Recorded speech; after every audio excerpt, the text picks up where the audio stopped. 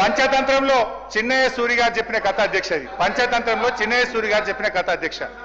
ఒక నక్క ఆహారాన్ని వెతుకుంటూ ఊర్లోకి వచ్చిందట అధ్యక్ష. అక్కడ రజకులు ఉపయోగించే నీలి రంగు ఉన్న తొట్టిలో పడిపోయింది.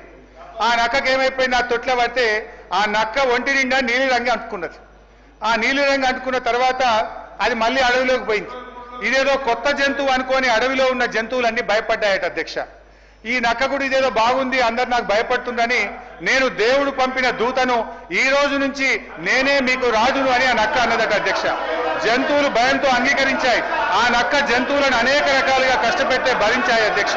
ఒకరోజు ఆ నక్క పెద్ద సభ పెట్టింది, కొత్త చట్టాల గురించి చెప్తుంది. అంతలోనే పెద్ద వర్షం పడి ఆ నక్క అంటిన నీలిరంగంతా కరిగిపోయింది. నక్క నిజస్వరూపం బయటపడ్డది.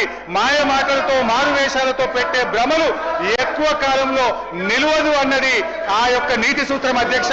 వీళ్ళ మాయ మాటలు కూడా ఎక్కువ కాలం నిలువవు. వీళ్ళ మాటలు, వీళ్ళ యొక్క నీతి ఈ రాష్ట్ర ప్రజలకు అర్థమైపోయింది. జై తెలంగాణ, జై కేసీఆర్.